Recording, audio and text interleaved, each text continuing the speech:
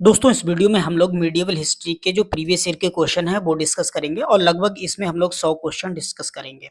ये क्वेश्चन आपके किसी न किसी एग्जाम में आ चुके हैं, वही सारे क्वेश्चन यहाँ पे मैंने सेट किए हैं। ठीक है, तो अगर आप इस चैनल पे नए हैं तो चैनल को सब्सक्राइब कर लीजिए और बेल आइकन को भी प्रेस कर लीजिएगा।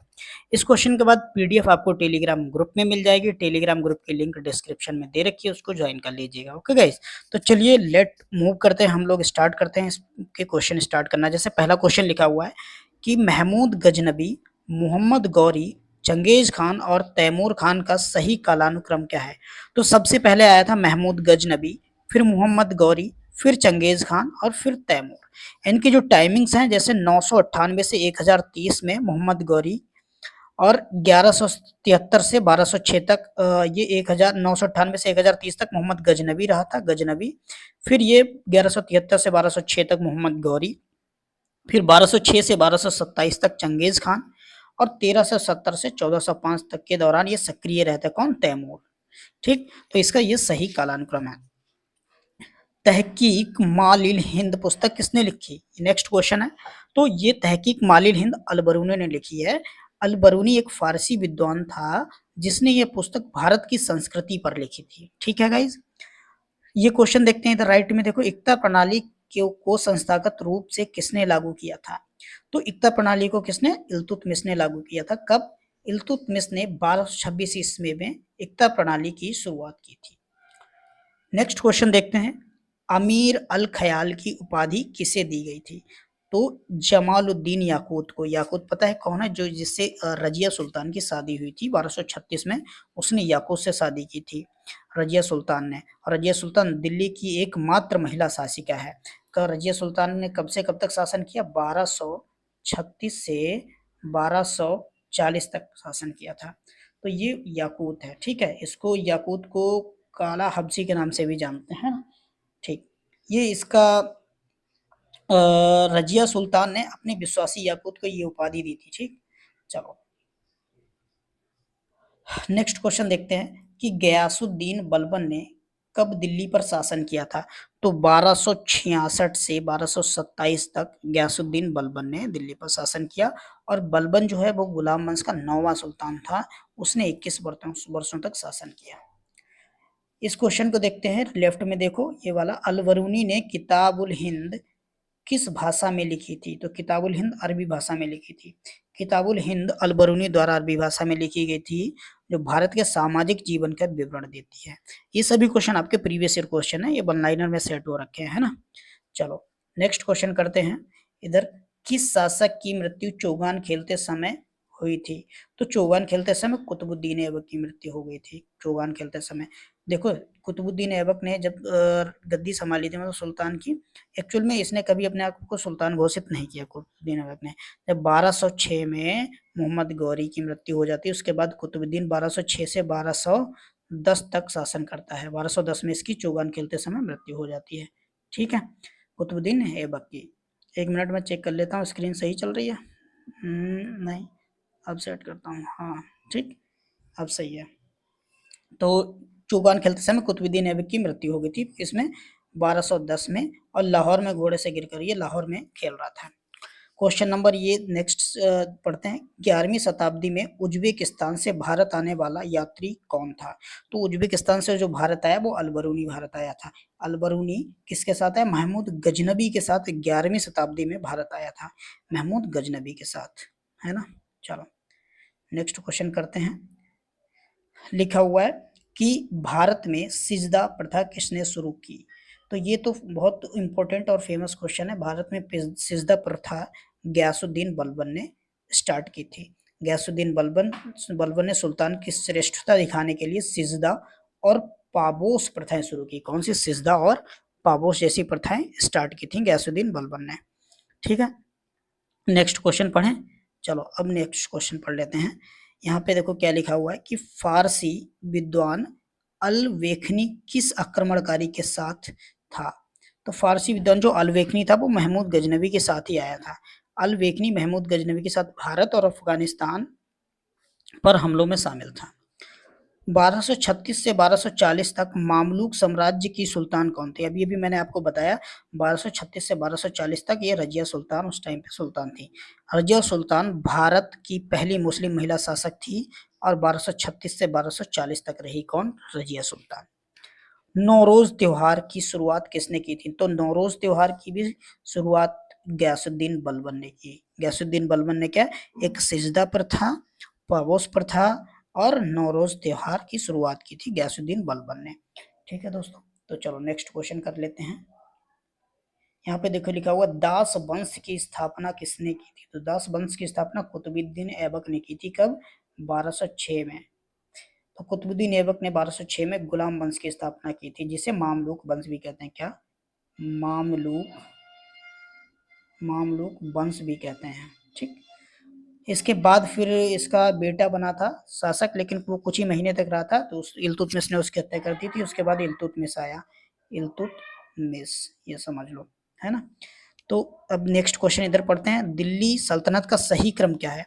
तो सबसे पहले कौन आया? गुलाम, खिलजी, तुगलक और लोदी।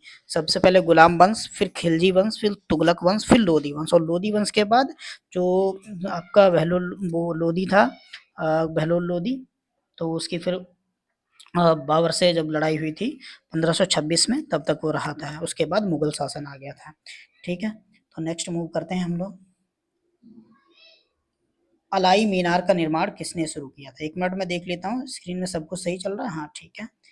अलाई मीनार का निर्माण अलाई मीनार का निर्माण जो है अलाउद्दीन खिलजी ने शुरू किया था। अलाउद्दीन खिलजी ने कुतुब मीनार के पास अलाई मीनार का निर्माण शुरू कराया, जो अधूरी रह गई। और ये अलाई मीनार कहाँ है? ये दिल्ली में। कहाँ है? दिल्ली में। प्रसिद्ध यात्री इब्न बतूता किस देश से संबंधित था? तो इब्न बतूता मोरक्को से आया था, और मोरक्को से ही ये आया था इब्न बतूता। इब्न बतूता 14वीं सदी में भारत सहित अनेक देशों की यात्रा कर चुका था। 14वीं सदी में। इधर लेफ्ट में देखो ये वाला क्वेश्चन, सैन्य शहर सीरी किसने बसाया था? तो सीरी की जो स्थापना अलाउद्दीन खिलजी ने की थी। कब? 1303 में अलाउद्दीन खिलजी ने सीरी नगर की स्थापना की थी। काकतीय वंश का अंत किसके द्वारा किया गया था? तो काकतीय वंश का अंत दिल्ली सल्तनत के द्वारा किया गया था। कब? 1323 ईस्वी में गयासुद्दीन तुगलक ने काकतीय राजधानी वारंगल पर अधिकार कर लिया था। उसके बाद तुगलक लोगों ने मतलब वहां पे फिर तुगलकों का शासन हो गया था। ठीक है, चलो। रानी पद्मावती का संबंध किससे है? तो रानी पद्मावती का संबंध है चित्तौड़गढ़ से। रानी पद्मावती चित्तौड़गढ़ के राजा रतन सिंह की पत्नी थी। और ये कहानी आपको उसमें मिलती है, जो इनका एक उपन्यास भी है ना, क्या, पद्मावत, जिसपे मूवी भी बनी है, पद्मावत। और ये लिखी किसने थी? ये लिखी थी मलिक मोहम्मद जायसी। किसने? मलिक मोहम्मद जायसी ने लिखी थी। क्या? पद्मावत, जो आपका नॉवेल है ना, उपन्यास। इब्न बतूता भारत में किस काल में भारत आया था? तो दिल्ली सल्तनत के समय में इब्न बतूता भारत में आया था। लगभग इब्न बतूता 1333 ईस्वी में मोहम्मद बिन तुगलक के शासन में आया था। मतलब 1333 में आया था इब्न बतूता। एमबीटी मोहम्मद बिन तुगलक के टाइम पे आया था इब्न बतूता। क्लियर है। अलाउद्दीन खिलजी के शासनकाल में किस पर कर नहीं लगाया गया था? तो जो लघु उद्योग थे, उसने लघु उद्योग पर कर नहीं लगाया था अलाउद्दीन खिलजी ने। उसने उसने कृषि, मवेशी और आवास पर कर लगाए, लेकिन लघु उद्योगों पर नहीं लगाया था। यहाँ पे देखो, इब्न रिहला नामक पुस्तक किसने लिखी थी? इब्न बतूता ने ही लिखी थी, रिहला नामक, है ना। कहाँ से आया था? मोरक्को से आया था। मोरक्को से। क्लियर बात। तो रिहला में इब्न बतूता ने 14वीं सदी के भारत के जीवन का विवरण दिया है, रिहला। ठीक है दोस्तों, चलो नेक्स्ट क्वेश्चन पढ़ते हैं। बख्तियार खिलजी ने बंगाल में किस शासक को पराजित किया था? तो बख्तियार खिलजी ने बंगाल में लक्ष्मण सेन को पराजित किया था। बख्तियार खिलजी ने 13वीं सदी में सेन वंश के राजा लक्ष्मण सेन को हराया था। नेक्स्ट क्वेश्चन इधर पढ़ते हैं। दिल्ली सल्तनत का सबसे बड़ा विस्तार किसके काल में हुआ? तो दिल्ली सल्तनत का सबसे ज्यादा विस्तार मोहम्मद बिन तुगलक के काल में हुआ था। तो मोहम्मद बिन तुगलक के शासन काल में सल्तनत का क्षेत्र सबसे ज्यादा फैला था। नेक्स्ट क्वेश्चन देखते हैं। बेगमपुरी मस्जिद का निर्माण किसके शासन काल में हुआ? तो मोहम्मद बिन तुगलक ने बेगमपुरी मस्जिद का निर्माण करवाया। ये मस्जिद कहाँ पे है? दिल्ली के जहां पनाह नगर में है। तुगलक शासन काल में बनी थी। ठीक, तुगलक नाटक के लेखक कौन थे? नेक्स्ट क्वेश्चन है। तो तुगलक नाटक के जो लेखक है गिरीश कर्नाड हैं और यह नाटक मोहम्मद बिन तुगलक के शासन पर आधारित है और 1964 में लिखा गया था। तो तुगलक नाटक किसने लिखा? गिरीश कर्नाड ने। गिरीश कर्नाड, याद हो गया। चलो, इब्न बतूता, नेक्स्ट क्वेश्चन पढ़ते हैं। इब्न बतूता मूल रूप से किस देश का निवासी था? आप देखो, इंपॉर्टेंट क्वेश्चन है, कई बार आया है ना। तो इब्न बतूता आपका मोरक्को का जो है निवासी था इब्न बतूता। किस सुल्तान ने राजधानी दिल्ली से दौलताबाद स्थानांतरित की थी? जो दिल्ली से दौलताबाद स्थानांतरित करने वाला जो शासक था, सुल्तान था, वो मोहम्मद बिन तुगलक था। इसने ही आपकी राजधानी जो है दिल्ली से दौलताबाद स्थापित की थी। प्रशासनिक सुधारों के तहत उसने राजधानी को दक्षिण भारत में स्थानांतरित कर दिया था। चलो, और दौलताबाद ये कहाँ था? ये आपका महाराष्ट्र की तरफ, महाराष्ट्र में था, है ना, वहां पे स्थानांतरित की थी। चलो, नेक्स्ट क्वेश्चन पे मूव करें। क्या लिखा हुआ है इस क्वेश्चन में, पढ़ो। मोहम्मद बिन तुगलक ने राजधानी दिल्ली से कहाँ स्थानांतरित की थी? तो दौलताबाद में स्थानांतरित की थी। कुतुबुद्दीन कुतुब मीनार का निर्माण किसने पूरा करवाया था? देखो, शुरू तो करवाया था आपका कुतुबुद्दीन ऐबक ने, लेकिन बाद में जो कंप्लीट हुआ था वो मतलब फिरोज शाह तुगलक ने कंप्लीट करवाया था, क्योंकि कुतुबुद्दीन ऐबक के बाद कुछ काम इल्तुतमिश ने भी करवाया था, लेकिन वो जो पूरा काम नहीं हो पाया था। मीनार के ऊपरी हिस्से को फिरोज शाह तुगलक ने मरम्मत करके पुनः बनवाया था। मतलब इल्तुतमिश ने करवाया था, लेकिन वो डैमेज हो गई थी, तो उसके बाद ये आपका फिरोज शाह तुगलक ने पूरा कंप्लीट करवा दिया था उसको। शुरुआत किसने कराई? कुतुबुद्दीन ऐबक ने। और पूरा कंप्लीट किसने करवाया? वो फिरोज शाह तुगलक ने। भारत में सांकेतिक मुद्रा किसने चलाई थी? तो मोहम्मद बिन तुगलक ने ही सांकेतिक मुद्रा चलाई थी, लेकिन हालांकि ये जो मुद्रा थी सांकेतिक मुद्रा, ये सक्सेस नहीं हो पाई थी, है ना। उसने सस्ती धातु से टोकन मुद्रा चलाई जो असफल रही थी। कुतुब मीनार व अलाई दरवाजा किस काल की स्थापत्य कला के उदाहरण है? तो ये दिल्ली सल्तनत काल के स्थापत्य कला का उदाहरण है। और ये स्मारक दिल्ली सल्तनत काल 1206 से 1526 की इस्लामी स्थापत्य शैली को दर्शाते हैं। अलाई दरवाजा और कुतुब मीनार, ओके, तो दिल्ली सल्तनत काल में बनाए गए थे। आगरा शहर, देखो बहुत फेमस क्वेश्चन है। आगरा शहर को किसने बसाया? तो आगरा शहर को सिकंदर लोदी ने बसाया, लेकिन सिकंदर लोदी ने 1504 में आगरा शहर की स्थापना की और उसको ही राजधानी बना लिया था। नेक्स्ट क्वेश्चन पढ़ते हैं। कृष्णदेव राय किस वंश से संबंधित थे? तो कृष्णदेव राय तुलुक वंश से संबंधित थे। फेमस क्वेश्चन है, कई बार कई एग्जाम में पूछा गया है। और ये वाला भी फेमस क्वेश्चन, जिसपे मैं स्टार लगा रहा हूँ वो तो बहुत इंपॉर्टेंट है, आप वो तो जरूर याद कर लो, है ना। वैसे ये सारे क्वेश्चन प्रीवियस ईयर के ही हैं। दिल्ली में बनी पहली मस्जिद कौन सी मानी जाती है? जो कुतुब मीनार के पास स्थित है। तो दिल्ली में बनी पहली मस्जिद जो कुतुब मीनार के पास में है वो कुव्वत उल इस्लाम मस्जिद है। कुव्वत उल इस्लाम मस्जिद, ये मस्जिद किसने बनवाई? कुतुबुद्दीन ऐबक द्वारा बनाई गई थी। कब? 1195 से 1199 के बीच में। और ये भारत की पहली इस्लामी मस्जिद मानी जाती है। कौन सी? कुव्वत उल इस्लाम मस्जिद। नेक्स्ट क्वेश्चन पढ़ते हैं। विश्व धरोहर, विश्व धरोहर इस स्थल में द्राविड़ स्थापत्य शैली की वास्तुकला देखी जाती है। कहाँ पे? हम्पी में। ठीक, हम्पी की जो मंदिर है उसमें द्राविड़ शैली की वास्तुकला मिलती है सबसे ज्यादा, हम्पी में। ठीक, हम्पी के जो मंदिरों में द्राविड़ स्थापत्य कला, द्राविड़ शैली मिलती है। नेक्स्ट क्वेश्चन पढ़ते हैं। किला मुबारक कहाँ स्थित है जहाँ रजिया सुल्तान को कैद किया गया था? देखो, किला मुबारक पंजाब में स्थित है और वहाँ जो अल्तुनिया था ना, अल्तुनिया ने उसको बंदी बनाया था। पंजाब के भटिंडा में स्थित है। इस किले में रजिया सुल्तान और उसके गवर्नर अल्तुनिया ने बंदी बनाया, अल्तुनिया को बंदी बनाया गया था। ठीक, और विट्ठल मंदिर किस स्मारक का हिस्सा है? विट्ठल मंदिर हम्पी में स्थित स्मारकों का समूह है। विट्ठल मंदिर, जो स्मारक बने हुए उनका समूह को विट्ठल विट्ठल मंदिर कहते हैं ना। विट्ठल मंदिर हम्पी का प्रमुख मंदिर है, जिसे कृष्णदेव राय के काल में बनवाया गया था। अजमेर में 2.5 दिन का झोपड़ा किसने बनवाया? वो कुतुबुद्दीन ऐबक ने बनवाया। किसने? 2.5 दिन का झोपड़ा कहाँ बना हुआ है? अजमेर में। और अजमेर में ही आपकी अन्ना सागर झील भी है। कौन सी? अन्ना सागर झील, ये कहाँ है? ये भी अजमेर में ही है। ये मस्जिद पहले एक संस्कृत मठ था, जिसे कुतुबुद्दीन ऐबक ने मस्जिद में परिवर्तित करवा दिया था। हम्पी का विरूपाक्ष मंदिर किस देवता को समर्पित है? यहाँ पे पढ़ते हैं। हम्पी का विरूपाक्ष मंदिर किस देवता को समर्पित है? तो हम्पी का जो विरूपाक्ष मंदिर है वो शिव को, भगवान शिव को समर्पित है। विरूपाक्ष मंदिर भगवान शिव को समर्पित है और द्राविड़ शैली में बना हुआ है। किसमें? द्राविड़ शैली में। क्या? हम्पी का विरूपाक्ष मंदिर। नेक्स्ट क्वेश्चन पढ़ते हैं। कुतुब मीनार का निर्माण किसके आदेश पर 1193 में आरंभ हुआ? तो कुतुब मीनार तो भाई कुतुबुद्दीन ऐबक ने बनवाया हुआ है ना, तो ये उसी ने। चलो, बुक्का प्रथम किस वंश का संस्थापक था? तो बुक्का प्रथम संगम वंश का था, है ना। बुक्का प्रथम विजयनगर साम्राज्य के संगम वंश का संस्थापक माना जाता है। चलो नेक्स्ट मूव करें। बहमनी साम्राज्य की स्थापना किसने की थी? बहमनी साम्राज्य की स्थापना अलाउद्दीन बहमन शाह ने की थी।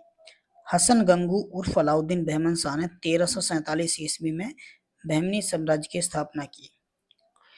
विजयनगर साम्राज्य का पहला राजा कौन था? वो हरिहर था, हरिहर। हरिहर और बुक्का ने स्थापना की थी, है ना। पहला राजा कौन था? हरिहर। हरिहर ने 1336 ईस्वी में विजयनगर साम्राज्य की स्थापना की और वही पहला शासक था। वीर नरसिंह किस देव के शासक थे? तो वीर नरसिंह तुलुक वंश के शासक थे। वीर नरसिंह तुलुक वंश का प्रथम शासक था, जिसने 1505 से 1509 तक शासन किया। इधर नेक्स्ट क्वेश्चन पढ़ते हैं। हम्पी के खंडहरों को सबसे पहले दुनिया के सामने किसने लाया? तो ये कर्नल कॉलिन मैकेंजी ने, मतलब हम्पी के जो खंडहर थे उनका पहले खोज की, फिर दुनिया को उन्होंने बताया इन खंडहरों के बारे में, है ना। ब्रिटिश इतिहासकार कॉलिन मैकेंजी ने हम्पी के खंडहरों को दुनिया के सामने लाया। कब? 1800 ईस्वी में हम्पी के खंडहरों का सर्वेक्षण किया था। चलो नेक्स्ट मूव करते हैं। हम्पी किस साम्राज्य की राजधानी थी? तो हम्पी जो है विजयनगर की राजधानी थी, यानी विजयनगर साम्राज्य की राजधानी हम्पी थी, जिसकी स्थापना 1336 में हुई थी। नेक्स्ट क्वेश्चन पढ़ते हैं। भक्त कवित्री मीराबाई किस राज्य की राजपूत राजकुमारी थी?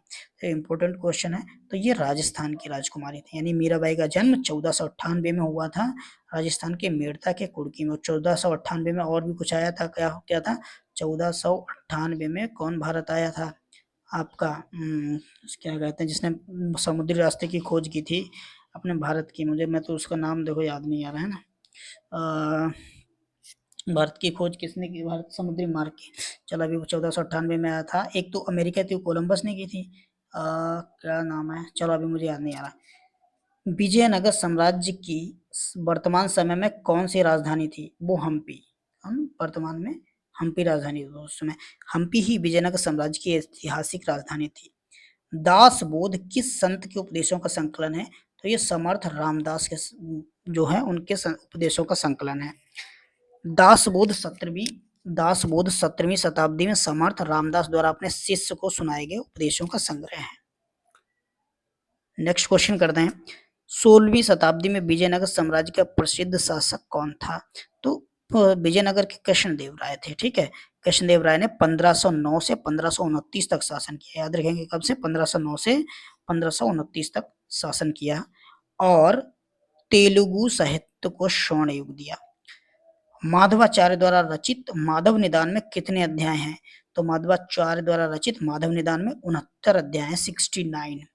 माधवाचार्य का ग्रंथ जो है माधव निदान, इसमें रोगों की पहचान पर आधारित 69 अध्यायों वाला आयुर्वेदिक ग्रंथ है। ठीक है, क्लियर बात चल रही है? 1 मिनट में देख लूं बैटरी का कितना परसेंट बचा हुआ है। 30% है, चलो अभी चल जाएगा। गोलकुंडा किला किस शासन काल में बना? तो गोलकुंडा किला जो कुतुब शाही राजवंश ने बनवाया था। गोलकुंडा किले का निर्माण कुतुब शाही वंश के शासन काल में किया गया था। मीराबाई कहाँ की राजकुमारी थी? तो राजस्थान के मेड़ता की राजकुमारी थी। मीराबाई मेड़ता के रतन सिंह की पुत्री थी और विवाह के बाद मेवाड़ चली गई थी, है ना। गोलकुंडा किला किस राज्य में स्थित था? तो गोलकुंडा किला कहाँ था? तेलंगाना में, दक्षिण में था। यह किला हैदराबाद के निकट स्थित है और तेलंगाना राज्य में आता है। विशिष्टाद्वैत दर्शन के संस्थापक कौन थे? तो विशिष्टाद्वैत दर्शन के संस्थापक रामानुजाचार्य थे। रामानुजाचार्य ने विशिष्टाद्वैत वेदांत का प्रतिपादन किया और श्रीभाष्य की रचना की थी। श्रीभाष्य एक इनका ग्रंथ है ना, श्रीभाष्य की रचना की थी किसने? रामानुजाचार्य ने। ठीक है, मूव करें नेक्स्ट क्वेश्चन पे। चलो, मियाँ मीर किस राज्य से संबंधित धार्मिक गुरु थे? तो मियाँ मीर पंजाब से संबंधित धार्मिक गुरु है। मियाँ मीर पंजाब के लाहौर, जो कि अब पाकिस्तान में आ रहा है, वहां से थे और दारा सिखों के आध्यात्मिक गुरु रहे। तो मियाँ मीर किसके गुरु थे? दारा सिखों के। मुगल सम्राटों का सही कालक्रम क्या है? तो सबसे पहले अकबर, जहांगीर, शाहजहां और औरंगजेब। और अकबर से पहले कौन आए थे? ये हुमायूं, हुमायूं,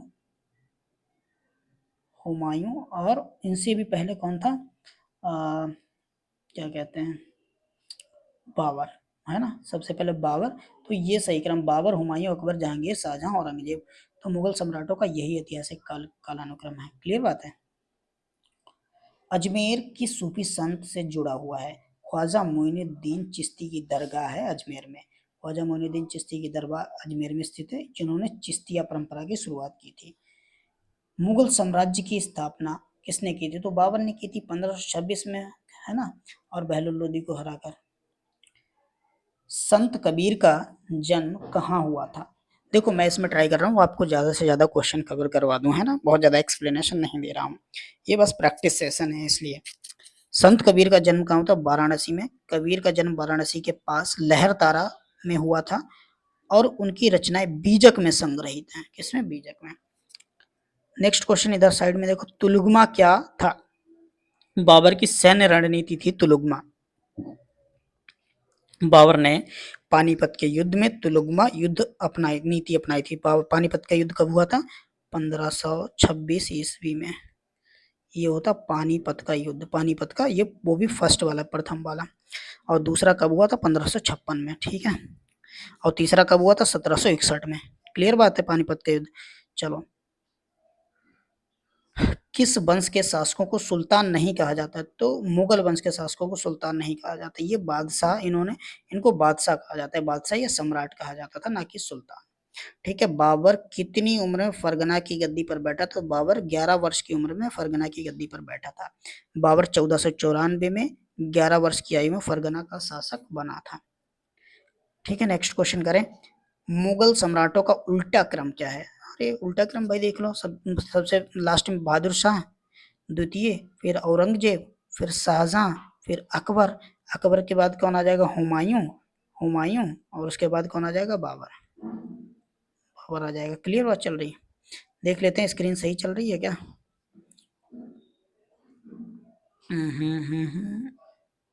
ओके, ठीक है, स्क्रीन सही चल रही है, ठीक है, मूव करते हैं। चलो नेक्स्ट क्वेश्चन करते हैं यहाँ से। मुगल काल में गैर मुस्लिमों से वसूले जाने वाले कर को क्या कहते हैं? तो उस टैक्स को जजिया कर कहते हैं। क्या? जजिया कर। जजिया कर, जजिया कर गैर मुस्लिमों पर लगाया जाने वाला कर था। ठीक है। शाही सड़क का निर्माण किसने करवाया? तो शेर शाह सूरी ने शाही सड़क का निर्माण कराया था, जिसको अभी जीटी रोड भी कहते हैं, grand trunk road. Sher Shah Suri ने बंगाल से सिंध तक सड़क बनवाई, जिसे बाद में जीटी रोड कहा गया। कहां से? बंगाल से सिंध तक। बाबर का वास्तविक नाम क्या था? तो बाबर का वास्तविक नाम था जहीरुद्दीन। बाबर का पूरा नाम जहीरुद्दीन मोहम्मद बाबर था। क्या था? जहीरुद्दीन मोहम्मद बाबर। इंपॉर्टेंट क्वेश्चन है, कहीं भी एग्जाम में आपके आ सकता है। चलो, बाबर ने इब्राहिम लोदी को कब हराया था? भैया 1526 में इब्राहिम लोदी को हराया था, तभी उसके बाद से ये मुगल शासन आपके आ गया था, है ना। बाबर ने पानीपत के युद्ध में 1526 में इब्राहिम लोदी को हरा दिया था। उसके बाद चलिए क्वेश्चन नेक्स्ट डिस्कस करते हैं। सिंधु घाटी को सोनार घाटी से जोड़ने वाली सड़क किसने बनवाई थी? तो सिंधु घाटी सोनार घाटी को जोड़ने वाली सड़क शेरशाह सूरी ने बनवाई थी। सोनार घाटी कहाँ है आपका? पश्चिम बंगाल का, है ना। इसे सड़क आजम भी कहा गया, और अभी क्या कहते हैं? अभी जीटी रोड भी कहते हैं। ठीक। शेरशाह सूरी का मकबरा कहाँ है? शेरशाह सूरी का जो मकबरा है वो सासाराम में स्थित है। बिहार के सासाराम में स्थित है मकबरा, झील के बीच में बना हुआ है शेरशाह सूरी का ये जो मकबरा है। ठीक है दोस्तों, तो एक मिनट चेक कर लेता हूँ बैटरी कितनी परसेंट है, फिर हम लोग आगे चलते हैं।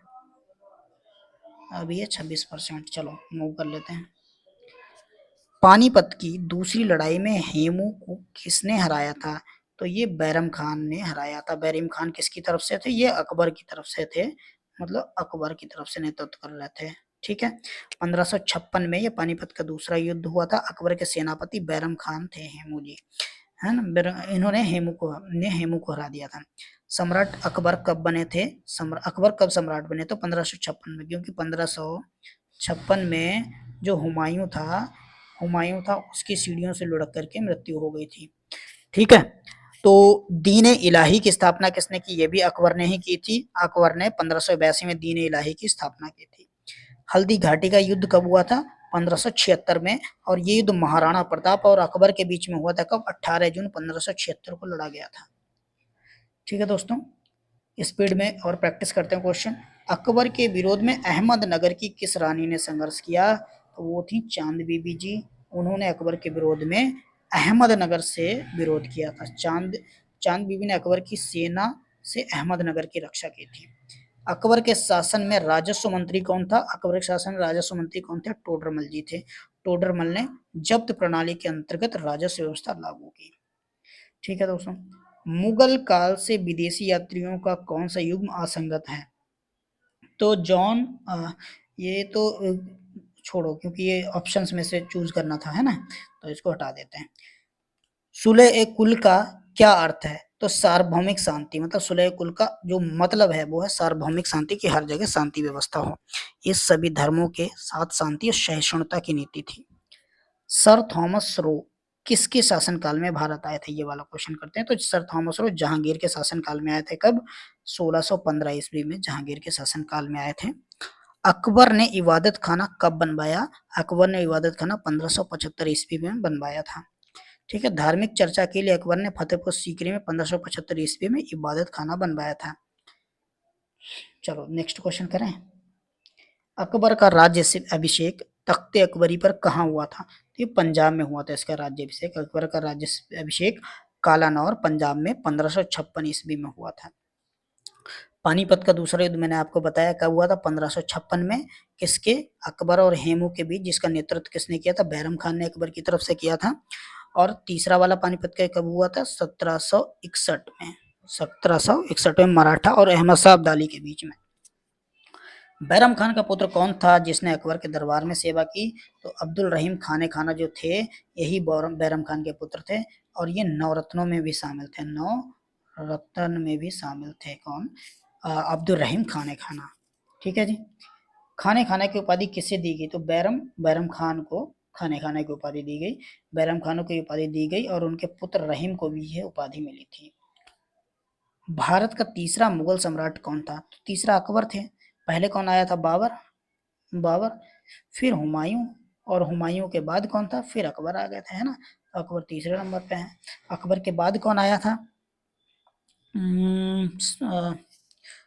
बाबर, हुमायूं, अकबर, जहांगीर आए थे अकबर के बाद, है ना। जहांगीर के बाद शाहजहां, और फिर कौन आया था? फिर आपके औरंगजेब आए थे। इधर लिख देता हूँ, फिर आए थे औरंगजेब। ठीक, फिर औरंगजेब आए थे। चलो मूव करते हैं नेक्स्ट क्वेश्चन पे। इसको थोड़ा मैं इरेज कर देता हूँ। चलो, सारा कुछ सही दिख रहा है? एक मिनट चेक कर लूँ, स्क्रीन चेक कर लेता हूँ। ठीक है, एवरीथिंग ओके। नेक्स्ट क्वेश्चन क्या है? अकबर की प्रशासनिक राजधानी कौन सी थी? तो अकबर की जो प्रशासनिक राजधानी थी वो दिल्ली ही थी, मतलब दिल्ली से ही वो शासन चलाते थे। ठीक है, मूव करते हैं नेक्स्ट क्वेश्चन पर। भारत को अंग्रेजों को भारत में व्यापार की अनुमति किस मुगल सम्राट ने दी? अंग्रेजों को व्यापार की अनुमति जहांगीर ने दी थी। भारत का अंतिम मुगल शासक कौन था? वो बहादुर शाह द्वितीय थे। बहादुर शाह द्वितीय 1857 की क्रांति के बाद अंतिम मुगल सम्राट थे। जहांगीर भारत का कौन सा मुगल सम्राट था? तो जहांगीर चौथे नंबर पे आया था, है ना। नेक्स्ट क्वेश्चन, मयूर सिंहासन किसने भारत से लूटा? तो नादिर शाह ने मयूर सिंहासन भारत से लूटा। और नादिर शाह 1739 में भारत पर आक्रमण कर तख्ते ताउस ले गया था। ठीक, नेक्स्ट पढ़ते हैं। शाहजहां की बेटी जिसने शाहजहानाबाद की योजनाओं में भाग लिया कौन थी? उसका जो नाम था वो जहांआरा था। क्या? जहांआरा। जहांआरा ने चांदनी चौक और अन्य वस्तु जैसी परियोजनाओं में योगदान दिया। नादिर शाह ने भारत पर कब हमला किया था? 1739 में नादिर शाह ने हमला किया था, तख्त ताउस ले गया था। ठीक है। ताजमहल किसने बनवाया? तो आप जानते हो ताजमहल शाहजहां ने बनाया था अपनी पत्नी मुमताज महल की याद में। ठीक है। ऐतिहासिक घटनाओं का सही कालक्रम क्या है? तो देखो, सबसे पहले हुमायूं, फिर नादिर शाह, फिर अब्दाली, बंगाल की दीवानी। एक्चुअल में ये ऑप्शंस में से चूज करना था, ये वन लाइनर में सेट किया तो इस तरीके से कर दिया। इसको चलो आप अभी छोड़ दो, है ना। अहमद शाह अब्दाली किस देश से भारत आया था? तो अहमद शाह अब्दाली अफगानिस्तान का था, वहां से भारत आया था। ठीक। अहमद शाह अब्दाली की 1761 में पानीपत का तीसरा युद्ध हुआ था। तीसरा पानीपत का, है ना। पानीपत का किसके बीच में? मराठा, मराठा में सदाशिव राव के बीच में। सदाशिव राव, क्या नाम? सदाशिव राव के बीच, सदाशिव राव और अहमद शाह अब्दाली के बीच में हुआ था 1761 में, और यही पानीपत का तीसरा युद्ध था।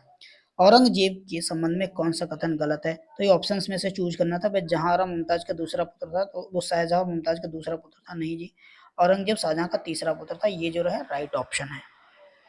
ठीक है, चलो। औरंगजेब ने शिवाजी के विरुद्ध किसे भेजा था? तो औरंगजेब ने शिवाजी के विरुद्ध जय सिंह को भेजा था। जय सिंह ने शिवाजी से पुरंदर की संधि करवाई थी। राबिया उद दुर्रानी किसे कहा जाता है? दिलरास बानो बेगम को राबिया उद दुर्रानी कहा जाता है, जो कि औरंगजेब की पत्नी दिलरास बानो बेगम को ये उपनाम दिया था। ये औरंगजेब की पत्नी थी, कौन? राबिया उद दुर्रानी यानी दिलरास बानो बेगम। ठीक है दोस्तों, मूव करें नेक्स्ट क्वेश्चन पे। निम्न में से कौन सी कृति मुगल भारत के इतिहास में संदर्भ में विचारणीय नहीं है? ये तो ये शाहनामा है ना। शाहनामा महमूद गजनबी के दरबार के कवि फिरदौसी द्वारा रचित थी, न कि मुगल भारत से संबंधित थी। इसको पढ़ते हैं। अकबरनामा कुल कितनी पुस्तकों में विभाजित है? तो 3 पुस्तकों में विभाजित है अकबरनामा। अकबरनामा 3 भागों में विभाजित है, जिसमें तीसरा भाग आईने अकबरी कहलाता है। ठीक है दोस्तों, तो अभी हमारे बहुत सारे क्वेश्चन हो गए, थोड़े से क्वेश्चन बचे हुए, उनको खत्म करके फिर ये वीडियो आपकी कंप्लीट हो जाएगी। अगर दोस्तों आप इस चैनल पे नए हो तो प्लीज चैनल को सब्सक्राइब कर लीजिए और बेल आइकन को भी प्रेस कर दीजिएगा। दोस्तों मैं देख लेता हूँ, मेरा एक्चुअली में लैपटॉप है डाउन, तो 1 मिनट का समय दो। हाँ, अभी चल जाएगा। चलो नेक्स्ट क्वेश्चन मैं करवा देता हूँ। 14वीं शताब्दी में गजलों के लिए प्रसिद्ध फारसी कवि कौन था? तो ये हाफिज जी जो थे, वो 14वीं शताब्दी में गजलों के लिए बिल्कुल प्रसिद्ध थे। ठीक है। अकबर का मकबरा किस शहर में स्थित है? अकबर का मकबरा जो है वो आगरा में स्थित है। सिकंदरा, आगरा में स्थित ये मकबरे का निर्माण अकबर ने शुरू करवाया और जहांगीर ने पूरा करवाया था। क्लियर चीजें हैं।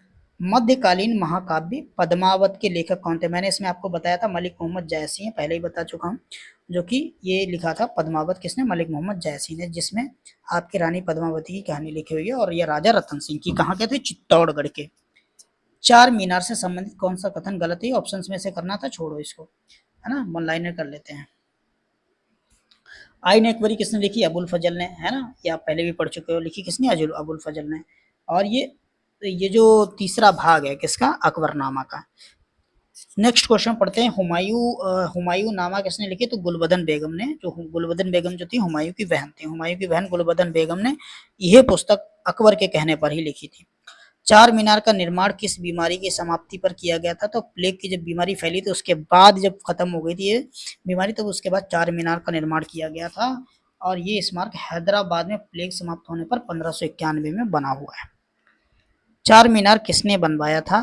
तो मोहम्मद कुली कुतुब शाह ने चार मीनार बनवाई थी, है ना। 1591 में हैदराबाद में इसका निर्माण करवाया था। नेक्स्ट क्वेश्चन पढ़ते हैं। महाराजा जय सिंह द्वितीय ने किस शहर में जंतर मंतर नहीं बनवाया? तो इलाहाबाद में नहीं बनवाया। बनवाया कहाँ कहाँ? देखो, एक तो आपका उज्जैन हो गया, है ना, एक जयपुर हो गया, एक दिल्ली हो गया, और एक वाराणसी हो गया। तो इन 4 शहरों में आपके जंतर मंतर बने हुए हैं। जो इलाहाबाद है वहां नहीं बना है, 4 जगह पे बने हुए हैं। ठीक है। गोल गुंबद किस शासक का मकबरा है और कहाँ पे? गोल गुंबद मोहम्मद आदिल शाह बीजापुर में मकबरा है। ये बीजापुर कर्नाटक में स्थित है और मोहम्मद आदिल शाह का मकबरा है। ठीक है दोस्तों, नेक्स्ट क्वेश्चन करते हैं। दिल्ली का जंतर मंतर किस उद्देश्य के लिए बनाया गया? तो ये खगोलीय वेधशाला के उद्देश्य से बनाया गया था। 1724 में जयसिंह, जो राजा जयसिंह थे, आपके राजा जयसिंह थे, उन्होंने 1724 में बनाया था क्या? जंतर मंतर। कहाँ? देखो, उज्जैन, जयपुर और दिल्ली और वाराणसी में बना हुआ है। ठीक। रानी जी की बावड़ी कहाँ स्थित है? बूंदी में। बूंदी कहाँ पड़ती है? राजस्थान में। राजस्थान में बूंदी एक जिला पड़ता है, बांदीकुई के आसपास या अलवर जिले के आसपास। तो राजस्थान के बूंदी में स्थित बावड़ी जल संरक्षण के लिए बनाई गई है। ठीक है, नेक्स्ट क्वेश्चन करें। बेकला किला किस राज्य में स्थित है? तो बेकला किला केरल में स्थित है। अहिल्या किला किस नदी के तट पर स्थित है? अहिल्या किला जो है नर्मदा नदी के तट पर स्थित है। ये किला मध्य प्रदेश के माहेश्वर में नर्मदा नदी के किनारे स्थित है। शेख सलीम चिश्ती की दरगाह कहाँ? ये फतेहपुर सीकरी में अकबर द्वारा सम्मानित सूफी संत की दरगाह वहीं पे भी है। तो जो शेख सलीम चिश्ती की दरगाह कौन सी है, कहाँ है? फतेहपुर सीकरी में। तो दोस्तों आज के लिए हम इतने ही क्वेश्चन रखते हैं, नेक्स्ट वीडियो में आपको और भी बहुत सारे क्वेश्चन मिलेंगे। इसकी जो पीडीएफ है मैं वो टेलीग्राम ग्रुप में डाल दूंगा, टेलीग्राम ग्रुप की जो लिंक है वो डिस्क्रिप्शन में लगी हुई है। दोस्तों अगर आपको वीडियो अच्छी लगी तो वीडियो को लाइक कर दीजिए और चैनल को सब्सक्राइब भी कर लीजिए। Okay guys, thank you so much, मिलते हैं नेक्स्ट वीडियो में, बाय बाय।